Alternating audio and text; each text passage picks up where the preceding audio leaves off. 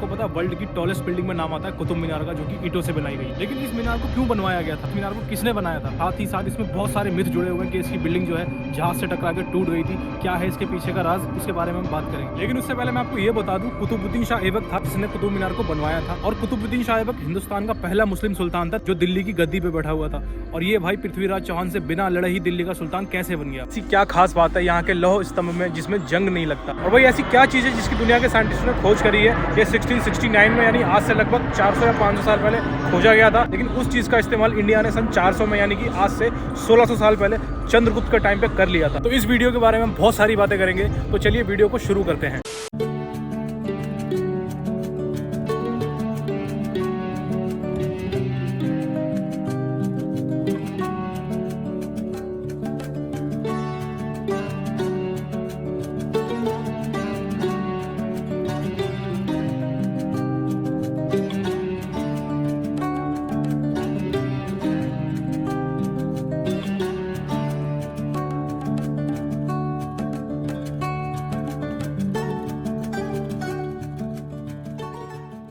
तो दोस्तों शुरुआत होती है यहाँ से। ये है यहाँ का टिकट घर। यहाँ पे आपको टिकट मिलेगा। यहाँ पे टिकट मिलता है भाई 35 रुपए का, या फिर आप ऑनलाइन भी टिकट ले सकते हो। और जस्ट इसके अपोजिट में यानी कि इधर सामने ये है यहाँ का दरवाज़ा। यहाँ रोड क्रॉस करके आपको करनी है एंट्री। और अभी थोड़ा खाली पड़ा हुआ है क्योंकि सुबह सुबह मैं आया हूँ। अब यहाँ से मैं अपनी चेकिंग वगैरह करवाता हूँ, उसके बाद मैं मिलता हूँ आपसे अंदर। सो गाइस ये है यहाँ का एंट्री गेट। यहाँ से हमने ले ली है अपनी एंट्री। और यहाँ सामने ही आपको बोर्ड दिखाई दे रहा होगा। ये भाई एक जगह है जहाँ पे बनी हुई है मुगलों के टाइम की मस्जिद। और यहीं पे मुगल सराय है। और यहाँ मुगल गार्डन का भी बोर्ड लगा हुआ है। जब यहाँ मुगलों का राज चल रहा था अंग्रेजों से पहले, भी हाल फिलहाल में ही, तब ये मुगलों ने यहाँ पे आर्किटेक्चर बनाए थे। लगभग बताते हैं 17वीं शताब्दी में, यानी सन 1700 के आसपास, यानी आज से लगभग 300 साल पहले ये जगह बनाई गई थी। जो मेरे पीछे आपको मस्जिद दिख रही है भाई, इस मस्जिद में नमाज होती थी। अभी हाल फिलहाल में लगभग मेरे ख्याल से 1 साल शायद हुआ होगा, यहाँ पे नमाज पढ़नी बंद कर दी गई है। यहाँ मेरे पीछे दिख रहा होगा, यहाँ पे गार्डन भी बना हुआ है। और ये खूबसूरत गार्डन भाई मुगलों के टाइम का बना हुआ है। अभी फिलहाल इसके अंदर जाना अलाउड नहीं है, यहाँ से बंद किया हुआ है। इसके अंदर आप देखेंगे तो वहाँ पे मुगल सराय भी है जहाँ पे लोग मीटिंग वगैरह किया करते थे। अभी कुछ टाइम पहले यहाँ पे लड़ाई वगैरह हो गई थी, तो इस वजह से इस मस्जिद को बंद कर दिया है। पहले यहाँ नमाज होती थी, अभी यहाँ पे नमाज नहीं होती है। और इसी के सामने भाई 2 रास्ते जा रहे हैं। एक यहाँ से दरवाजा जा रहा है, एक रास्ता जा रहा है उस तरफ कुतुब मीनार की तरफ। यहाँ मेरे पीछे आप देख रहे होंगे बहुत सारे स्कूल के बच्चे भी पिकनिक के लिए आए हुए हैं। काफ़ी सारे लोग आते हैं यहाँ पे। फिलहाल मैं आपको लेकर चलूँगा यहाँ पे कुतुब मीनार के पास, जो यहाँ की मेन जगह है। हालांकि इस कुतुब कॉम्प्लेक्स के अंदर बहुत सारी चीज़ें हैं। लगभग बताते हैं 15-16 चीज़ें हैं इसके अंदर देखने के लिए। फिलहाल मेन जगह जो यहाँ की है कुतुब मीनार, मैं आपको वहाँ पर लेकर चलता हूँ। तो मैं अभी खड़ा हूँ लगभग सेंटर में। और सामने मेरे देख रहे होंगे, ये सामने है कुव्वतुल इस्लाम मस्जिद। इसी के साथ में यहाँ पे आप दिख रहा होगा ये कुतुब मीनार है। और यहीं से लेफ्ट की तरफ हम जाएंगे जब पड़ेगा भाई यहाँ पे अलाई दरवाज़ा और इमाम ज़मीन का मकबरा। फिलहाल मैं चलता हूँ कुतुब मीनार के पास। सबसे पहले आपको दिखाता हूँ कुतुब मीनार के बारे में। तो वहाँ से निकल के अभी मैं आ गया हूँ भाई कुतुब मीनार के पास। और यहीं मेरे पीछे इधर दिख रहा होगा, ये पूरा एरिया है कुव्वतुल इस्लाम मस्जिद का, जिसकी दीवारें काफ़ी टूट गई हैं ऊपर की। और ये है कुतुब मीनार। तो इसमें अभी आपको फिलहाल दिख रही होगी इसकी 5 मंजिल। काउंट करेंगे जब आप नीचे से 1 2 3 4 5। सबसे पहली बात आती है कुतुब मीनार बनवाया किसने था। तो भाई ये कुतुब मीनार बनवाया था कुतुबुद्दीन शाह ऐबक ने, जो हिंदुस्तान का पहला मुस्लिम शासक था। जब ये बनना शुरू हुआ था कुतुब मीनार, तब ये पहली बार इसकी नींव रखी गई थी 1193 में, जो रखी थी कुतुबुद्दीन शाह ऐबक ने। भाई इसको आप जब करीब से देखेंगे तो ये ईंटों से जोड़ जोड़ के बनाया हुआ है। इसीलिए उसको भाई पूरे वर्ल्ड की सबसे टॉलेस्ट बिल्डिंग बोलते हैं, जो ईंट से मिलकर बनी हुई है। कुतुबुद्दीन शाह ऐबक यहाँ का सुल्तान बना था लगभग 1192 में। उसकी स्टोरी भी मैं आपको बाद में बताऊंगा। फिलहाल हम लोग बात करते हैं कुतुब मीनार के बारे में। एक मिथ इसके साथ जुड़ा रहता है कि इसमें जहाज टकरा गया था। भाई ऐसा कुछ नहीं है, इसके ऊपर कभी जहाज नहीं टकराया है। जहाज काफी ऊपर उड़ते हैं, ये काफी नीचे है। हालांकि इसकी जो लंबाई आप देखेंगे सिर्फ 73 मीटर की है। और जहाज बहुत ऊंचाइयों पर उड़ता है, कैसे टकरा जाएगा। हाँ ये है, यहाँ से जहाज उड़ते रहते हैं। अभी भी आपको दिख रहा होगा, ऊपर कहीं जा रहा होगा, ये जहाज दिख रहा होगा अभी भी आपको, क्योंकि यहाँ पे एयरपोर्ट है, यहाँ से जहाज निकलते रहते हैं। इसीलिए यहाँ पे मिथ उड़ा दिया था कि इस पर जहाज टकरा गया है। और इसकी जो ऊपर की मीनारें हैं वो टूट चुकी हैं, डैमेज हो गई हैं, बल्कि ऐसा नहीं था। अभी मैं आपको इसका दरवाज़ा दिखाता हूँ, इसकी एंट्री का, जो यहाँ पे है। यहाँ से होती है भाई इसकी एंट्री। मेन गेट है ये इस मीनार का। गेट ज़्यादा नॉर्मल सा है, ज़्यादा बड़ा नहीं है। और लेकिन ये जा रहा है इस मीनार के काफ़ी ऊपर तक। अब इस गेट के बारे में बात करते हैं। तो भाई पहले इसके अंदर जाना अलाउड था, लेकिन अब इसके अंदर एंट्री बंद है, यहाँ पे ताला लगा हुआ है। और ये बात है भाई लगभग आज से 40-45 साल पहले की बात है भाई, 4 दिसंबर 1981 को, जब यहाँ पे नॉर्मल लोग आया करते थे, इसके ऊपर भी जाया करते थे। लेकिन भाई एक दिन अचानक से वहाँ की लाइट चली गई, और मैं आपको बता दूं लगभग भाई यहाँ पे 300-400 सीढ़ियाँ हैं। हमारे घरों में अमूमन कितनी होती हैं, 10-12-15 ज़्यादा से ज़्यादा सीढ़ियाँ होती हैं हमारे घरों में, और लेकिन भाई यहाँ पे हैं 300-400 सीढ़ी। और इसमें बहुत सारे लोग थे, लाइट जाने की वजह से जो भगदड़ मच गई और काफ़ी लोग गिरे। और भाई उनकी काउंटिंग लगभग 45 थी, जो अंदर जितने लोग गए थे, और उनकी मौत हो गई। तो ये जो है इस दरवाजे को बंद कर दिया गया था, और आज तक ये बंद है। यहाँ पे जितने भी लोग आते हैं सिर्फ यहीं पे घूमते हैं आसपास, और यहीं से दूर से ही फ़ोटो खिंचवाते हैं, और इसके अंदर जाने किसी को भी अलाउड नहीं है। और ये जो आप इसकी ईंटें देख रहे हैं ना, जिससे जुड़ जुड़ के मीनार बनी हुई है, भाई यही मीनार इसको फेमस करती है, जिसने यूनेस्को में वर्ल्ड हेरिटेज साइट है जो, उसमें इसका नाम दर्ज करवाया हुआ है। भाई हमारे इंडिया में नदियाँ, पेड़ पौधे, पहाड़ सब तो हैं ही, और खासकर हमारे इंडिया में इमारतें बहुत सारी हैं जो हमारे इंडिया को काफ़ी महत्व देती हैं। 1193 से कुतुबुद्दीन शाह ऐबक ने इसको बनाना तो शुरू किया था, लेकिन भाई वो बस एक मंजिल बना पाया था यहाँ तक। उसके बाद भाई जब उसका गुलाम वंश शक बना था, जो कुतुबुद्दीन शाह ऐबक का दामाद था, यानी इल्तुतमिश, जिसका मकबरा आज भी यहाँ पे बना हुआ है, वो भी मैं आपको बाद में दिखाऊंगा। तो उसने आगे की 3 मंजिलें इसकी बनवाई थी। पहली मंजिल बनवाई थी कुतुबुद्दीन शाह ऐबक ने, और 3 बनवाई थी उसके दामाद इल्तुतमिश ने। और उसके ऊपर जो टॉप बिल्डिंग दिखाई दे रही है ना, वो बनवाई थी भाई फिरोज शाह तुगलक ने। तो भाई टाइम के हिसाब से जैसे जैसे कभी भूकंप आ गया या कभी बिजली गिर गई, तो इसमें काफ़ी दरारें वगैरह आ जाती थी, नुकसान हो जाता था। उसी वक्त का जो शासन चल रहा होता था वो इसको रिपेयर करवाता था। जैसे गुलाम वंश के बाद खिलजी वंश आया, तो अलाउद्दीन खिलजी ने काफ़ी रिपेयरिंग करवाई थी यहाँ पे। फिर तुगलक वंश आया, फिरोज शाह तुगलक का भी नाम आता है, उन्होंने भी यहाँ पे काफ़ी रिपेयरिंग करवाई थी। इसके साथ लोधी वंश भी जुड़ा हुआ है। इब्राहिम लोधी थे जो लोधी वंश के आखिरी शासक, उन्होंने भी इसे काफ़ी रिपेयर करवाया। तो जब आप इसको देखेंगे तो आप यहाँ देखेंगे भाई एक साइड गोल है, एक नुकीली बनी हुई है, फिर एक साइड गोल है, फिर एक नुकीली बनी हुई है। इस तरीके की भाई इसकी डिज़ाइन बनी हुई है। और जब नीचे की जगह देखेंगे तो ये लाल बलुआ पत्थर से बनाया था, और जैसे आप इसके ऊपर जाएंगे वहाँ आपको दिखाई देगा भाई वाइट मार्बल, जिसपे वाइट मार्बल का काम हुआ हुआ है। साथ में इसके छज्जे बने हुए हैं, जहाँ से बाहर आ सकते हैं, बाहर आने का रास्ता भी बना हुआ है, लेकिन अभी इसके अंदर जाना मना है, एंट्री इसकी बैन है। तो लगभग कह सकते हैं 3 वंशों ने मिलकर इस कुतुब मीनार को बनाया था। अब मैं आपको लेके चलता हूँ इसकी दूसरी तरफ, जहाँ पे बना हुआ है अलाई दरवाज़ा। और मेरे पीछे सामने देखेंगे आप काफ़ी सारे पिलर बने हुए हैं जो काफ़ी खूबसूरत लगते हैं। और ये जगहें मतलब ऐसी बनाई हुई है जैसे बैठक की जगहें होती हैं, जहाँ पे लोग आके बैठते हैं, आराम करते हैं, और काफ़ी ठंडा है यहाँ पे। और ये चीज़ ना हमेशा से रही है, जब भी भाई कोई राजा कहीं पे अटैक करके किसी जगह को जीत लेता था, वहाँ पे अपनी एक जरूर निशानी बनवाता था। अब जो उसका अपना राज होता है ना, उसको दिखाने के लिए वहाँ पे कुछ ना कुछ इमारतें बनवाई जाती थी। तो ये कुतुब मीनार बनवाया गया था उसी लिए। तो उस वक्त का शासन था कुतुबुद्दीन ऐबक, इसीलिए बनवाया गया था कुतुब मीनार। साथ ही साथ यहाँ पे एक मस्जिद बनवाई गई थी जिसका नाम है कुव्वतुल इस्लाम, जो इसके पीछे बनी हुई है। समय के साथ साथ या शासन के चेंज होने के साथ साथ इस मस्जिद को और बड़ा किया गया। पहले जो पीछे मस्जिद नजर आ रही है, ये कुव्वतुल इस्लाम मस्जिद है। एक वहाँ पे कॉर्नर पे बनी हुई थी। धीरे धीरे शासन चेंज होते गए, मस्जिद को बड़ा करते गए। जब अलाउद्दीन खिलजी का राजा आया तो उसने पूरे एरिया को मस्जिद बना दिया था, और पूरे एरिया को मस्जिद के अंदर ही ले लिया था। और तभी उसका ये एक दरवाज़ा बनाया था जिसको बोलते हैं अलाई दरवाज़ा।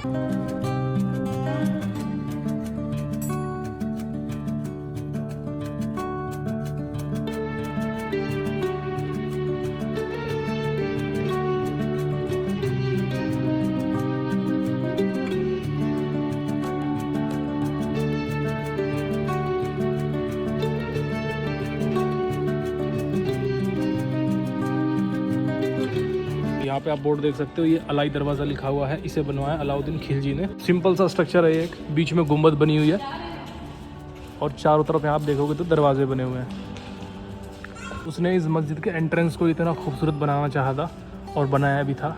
ये है इसका अलाई दरवाज़ा, देख रहे होगे लाल पत्थर से बना हुआ है, मेन इसमें वही इस्तेमाल किया हुआ है।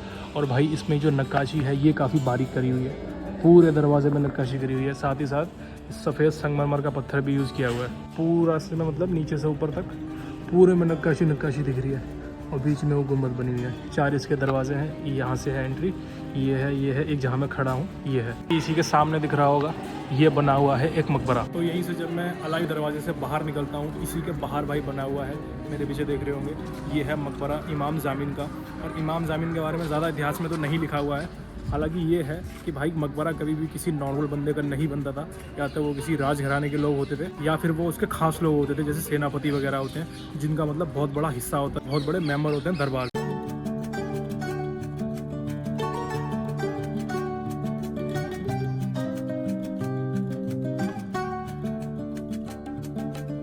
तो ये है वो मकबरा इमाम जामिन का। तो ये सामने दिख रहा होगा कुतुब मीनार, और यहाँ बना हुआ है अलाई दरवाज़ा कुव्वतुल इस्लाम मस्जिद का, और इसी के साथ में ये बना हुआ है भाई इमाम जामिन का मकबरा। मैं आपको अंदर से इसे दिखाता हूँ।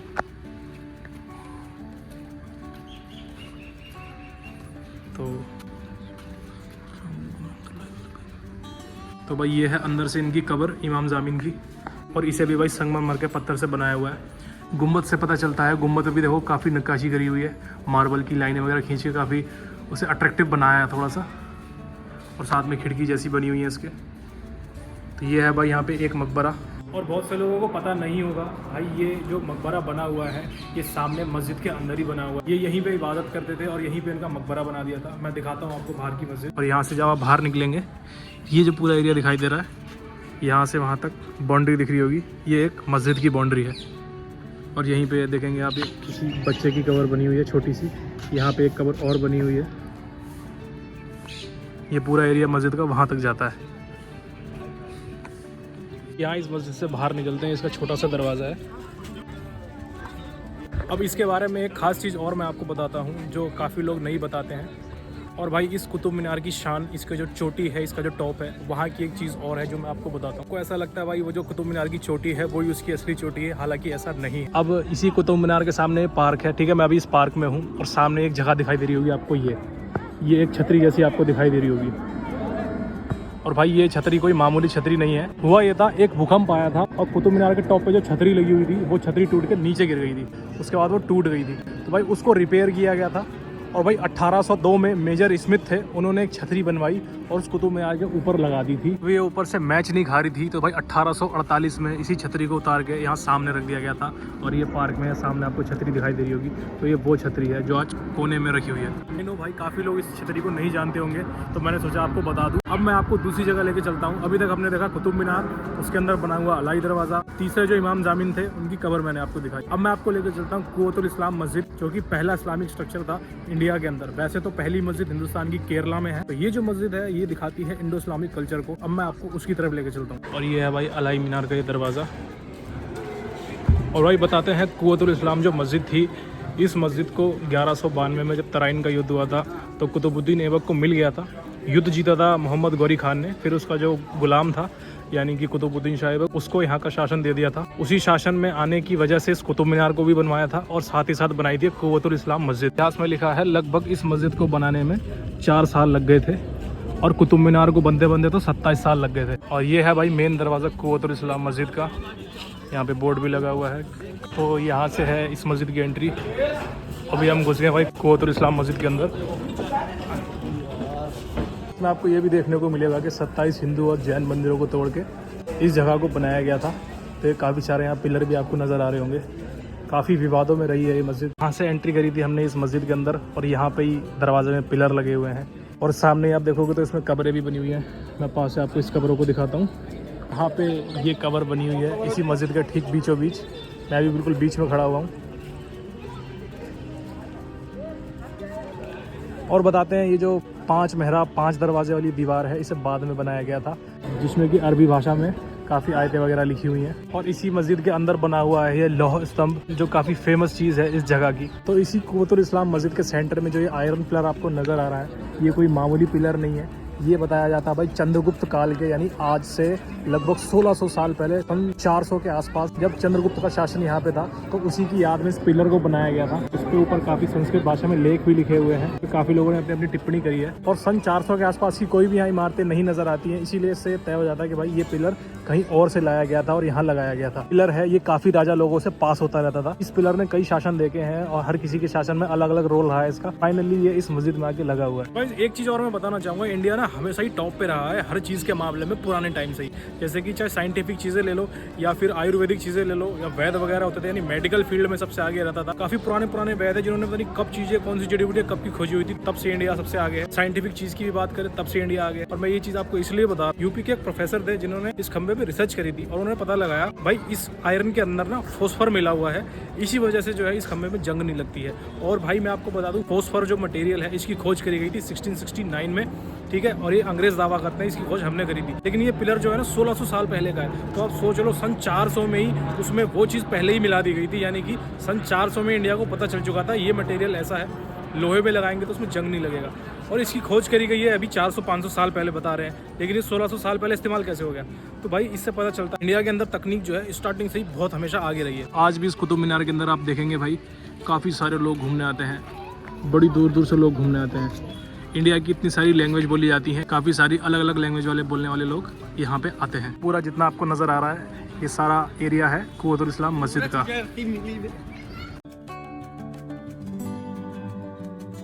तो इसकी देखो काफ़ी जो नक्काशी वगैरह है वो छूट गई है और काफ़ी यहाँ से मिटा हुआ है, इसकी जो आयतें वगैरह लिखी हुई है।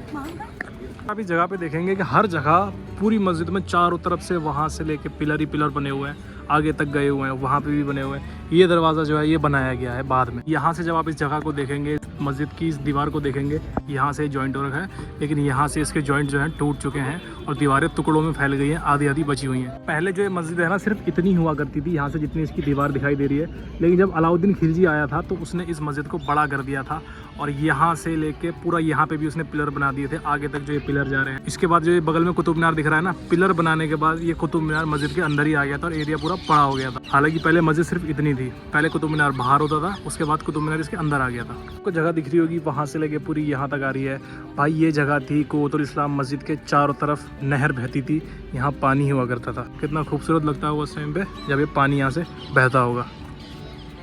शॉर्ट में बताता हूँ, लेकिन यहाँ से आप स्टोरी सुनोगे तो ज़्यादा समझ में आएगी। बात आती है मोहम्मद गौरी की। जब सन चल रहा था 1191, जब वो पहला युद्ध करता है पृथ्वीराज चौहान के साथ हरियाणा के तराइन में, जो जगह शायद आज हरियाणा के करनाल के आसपास में होगी। और भाई मोहम्मद गौरी कौन था? मोहम्मद गौरी अफगान का किंग था। बेसिकली किंग नहीं था, किंग उसका भाई था, वो उसका सेनापति था। अब क्या होता है, हर किसी को अपना साम्राज्य ग्रो करना होता है, तो वो भाई पाकिस्तान को पहले ही जीत चुका था। उसके बाद उसकी नज़र थी इंडिया के ऊपर, और इंडिया में उस टाइम सबसे पावरफुल जो किंग थे वो थे पृथ्वीराज चौहान।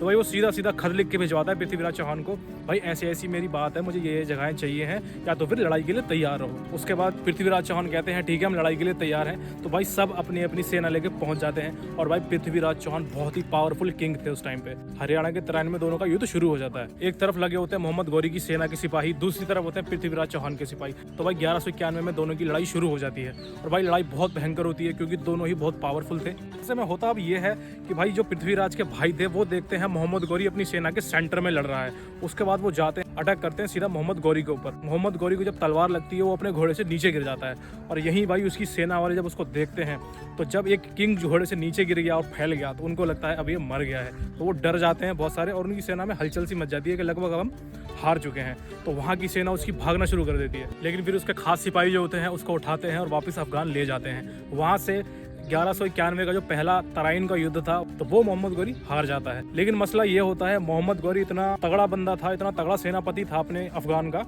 तो वहाँ की जो जनता होती है ना उसमें इतना नाम था उसका कि भाई ये तो बंदा कभी हार ही नहीं सकता है। लेकिन उस वक्त वो हार के पहुँचता है वापस अफगान पे, उसकी बहुत मतलब उसको खुद में बहुत बेइज्जती लगती है। उसके बाद भाई वो कसम खा लेता है कि अब जो मैंने कपड़े अभी पहने हुए हैं जिससे मैं हारा हुआ हूँ, मैं इस कपड़े को ही नहीं उतारूंगा जब तक उस साम्राज्य को जीत नहीं लूंगा। और साथ ही साथ दूसरी कसम वो ये खाता है कि जो ये मेरी बीवी है मैं इसके साथ रात में लेटूंगा ही नहीं, सोऊंगा ही नहीं। और तीसरी कसम वो ये खाता है कि मैं अपना जो ये शाही मेरा बेड है ना, मैं इस पर कभी नहीं लेटूंगा, मैं सिर्फ जमीन पे लेटूंगा जब तक मैं इस युद्ध को जीत नहीं जाता। और भाई ठीक 1 साल गुजरता है 1192 में, फिर से भाई महाराजा पृथ्वीराज को पता चलता है 1,20,000 की सेना लेके मोहम्मद गौरी वहाँ पहुंच रहा है, और वो सीधा तराइन पे पहुंच जाता है। और इस टाइम पे पृथ्वीराज चौहान ठान लेते हैं कि इसका किस्सा खत्म करना है। उसके बाद भाई वो अपने आसपास के राज्यों के राजाओं से हेल्प लेते हैं, अपनी सेना बनाते हैं लगभग 3 लाख की, जिसमें हजारों की संख्या में हाथी घोड़े होते हैं। यहाँ से जहाज आते रहते हैं ना तो इसकी आवाज़ आती रहती है। भाई तराइन का मैदान है, उस तरफ खड़ा हुआ 1,20,000 की संख्या लेके मोहम्मद गौरी, और इस तरफ खड़े हुए पृथ्वीराज चौहान जो अपनी 3 लाख की सेना लेके खड़े होते हैं। अब पृथ्वीराज चौहान क्या करते हैं, खत भिजवाते हैं उसकी तरफ कि भाई ऐसा है, क्यों अपने सिपाहियों को मरवाना चाहते हो, अभी भी मैं वक्त दे देता हूँ, लौट जाओ, मैं हमला नहीं करूंगा। क्योंकि कई बार ऐसा होता था ना, एक बार आ गए तो पिटो, लेकिन उन्होंने उसको मौका दे दिया कि आप यहाँ से चले जाओ, हम कुछ नहीं बोलेंगे। यहीं पे भाई मोहम्मद गौरी एक चाल खेल देता है। वो कहता है देखो मैं अपनी सेना का सेनापति हूँ, मैं किंग नहीं हूँ, मैं अपनी मर्जी से नहीं जा सकता हूँ, और मैं जो हूँ अपने जो भाई है मेरा, जो वहाँ का सुल्तान है अफगान का, मैं उससे डिस्कस करता हूँ, उसके बाद ही फिर मैं यहाँ से लौटूंगा। अब इन बातों से ऐसा लगता है कि कॉम्प्रोमाइज कहीं ना कहीं हो सकता है। अब भाई क्या होता है, दोनों सेना खड़ी एकदम लड़ने के लिए, लेकिन क्या होता है पृथ्वीराज चौहान के इधर डिस्कस होता है कि यार लगभग अब ऐसा उसकी बातों से लग रहा है कैंसिल हो सकता है युद्ध, तो वो और उनकी जो सेना होती है थोड़ी सी रिलैक्स हो जाती है। और होता ये है कि भाई वो रात भर क्या करते हैं, जश्न वगैरह मनाते हैं कि चलो लड़ाई नहीं हुई, क्योंकि लड़ाइयाँ होने वाली थी, कितना नुकसान होने वाला था, कितनों के घर उजड़ते, कितनी औरतें जो बेवा हो जाती, तो इस खुशी में वो कहीं ना कहीं जश्न मना रहे होते हैं रात भर। लेकिन वो मोहम्मद गौरी की एक चाल होती है। अब वो क्या करता है, रात भर अपनी सेना को तैयार करता है और बहुत सारी स्ट्रेटेजी लगाता है, क्योंकि उसके अंदर जो भरा हुआ था ना, मुझे इस बार जीत के ही जाना है, क्योंकि उसकी इज्जत का सवाल था। सुबह का सूरज निकलता है और मोहम्मद गौरी की सेना लड़ने के लिए एकदम तैयार है, और वहीं पे भाई पृथ्वीराज चौहान की सेना जो आराम कर रही होती है, सो रही होती है, उठ रही होती है, ऐसे करके मतलब बिल्कुल रेडी नहीं होते हैं वो लड़ाई करने के लिए। और भाई मोहम्मद गौरी जो है अटैक कर देता है। खैर आनंद फानन मचती है। उसके बाद पृथ्वीराज चौहान की सेना जल्दी जल्दी तैयार होती है लड़ाई करने के लिए। फिर भाई लड़ाइयाँ होती हैं, ऐसी लड़ाइयाँ होती है कि सुबह से लेकर शाम तक लड़ाई चलती रहती है, खून खच्चर होता रहता है। अब यहाँ पे काम करती है मोहम्मद गौरी की स्ट्रेटेजी। उसके 12,000 सैनिक की फौज होती है जो बहुत तगड़े होते हैं। उनसे वो पहले कह देता है आप लोगों को नहीं लड़ना है, आप लोगों को साइड में खड़ा रहना है। वो बैकअप के तौर पर उनको खड़ा कर देता है। और भाई रात भर की जगी सेना पृथ्वीराज चौहान की जैसे तैसे लड़ रही होती है, और वो 12,000 शार्प सैनिक होते हैं, वो भाई अटैक कर देते हैं और सबको मार देते हैं। और फिर भाई पृथ्वीराज चौहान पे हमला कर दिया जाता है। वो अपने हाथी से गिर जाते हैं। वहीं जैसे ही राजा गिरता है तो पूरी सेना का मनोबल टूट जाता है। फिर भाई पृथ्वीराज चौहान को अरेस्ट भी कर लिया जाता है, और अरेस्ट के दौरान ही बताते हैं उनको कत्ल कर दिया गया था। तो भाई इस तरीके से पहली बार किसी मुस्लिम शासक ने हिंदुस्तान की दिल्ली पे कब्जा किया था। और शुरू से लेकर अब तक चला आ रहा है कि जिसके पास दिल्ली होती है वो बहुत ही पावरफुल होता है। अब होता यह है, मोहम्मद गौरी अफगान का था, वो वहीं वापस चला जाता है, और यहाँ पे जो उसका गुलाम होता है जिसका नाम होता है कुतुबुद्दीन शाह ऐबक, जिसने ये कुतुब मीनार बनवाया था, उसको वो इस गद्दी पे बैठा देता है। और फिर जाके हिंदुस्तान के अंदर पहला मुस्लिम शासक आता है गयासुद्दीन तुगलक। और इस तरह भाई हिंदुस्तान के अंदर पहला मुस्लिम शासक कुतुबुद्दीन ऐबक गद्दी पे बैठता है। इस तरह भाई पूरी होती है मोहम्मद गौरी की कसम। और सोचो बदले की भावना कितनी बड़ी उसके अंदर होती है कि मैं उसको जाके हराऊंगा। और वो 1,20,000 की सेना से 3 लाख की सेना वाले राजा को हरा देता है। युद्ध में हर तरह से भाई पावर तो काम करती ही है, साथ साथ स्ट्रेटेजी भी काम करती है। स्ट्रेटेजी का, चालाकियों का बहुत बड़ा रोल रहता है। शुरू के जमाने से ही जब चंद्रगुप्त मौर्य को राजा बनाया था चाणक्य ने, वो भी स्ट्रेटेजी के साथ ही बने थे। पावर का भी रोल रहता है स्ट्रेटेजी भी, लेकिन उतना ही काम करती है। ये मैंने ऐसी मतलब हिस्ट्री बता दी है दिल्ली के पहले मुस्लिम शासक की जिसने ये कुतुब मीनार बनवाया। तो अभी मैं इसके पीछे गार्डन में था, या मेरे पीछे गार्डन देख रहे होगे आप, और यहीं मेरे पीछे बना हुआ है कुतुब मीनार। सो गाइस ये थी वीडियो इस कुतुब मीनार के बारे में। क्या सिचुएशन रही थी, कब जाके कुतुब मीनार बना था, किसने बनवाया था, कितना टाइम लगा इसमें, और इसके आसपास के जो एरिया है, वहाँ की वो मस्जिद है, वहाँ पे जो मज़ार बना हुआ है, वो सारी चीज़ें हमने इस वीडियो में दिखाई। इस कुतुब मीनार में और भी बहुत सारी चीज़ें हैं जो दिखाना भी बाकी हैं, जो कि एक वीडियो में कवर नहीं हो सकती, वीडियो बहुत ज़्यादा बड़ा हो जाएगा। फिर बाकी चीज़ें हम दिखाएंगे इसकी अगली वीडियो में। तो भाई वीडियो अच्छी लगी हो तो वीडियो को लाइक करिए, चैनल को सब्सक्राइब करिए। Thanks for watching, bye bye.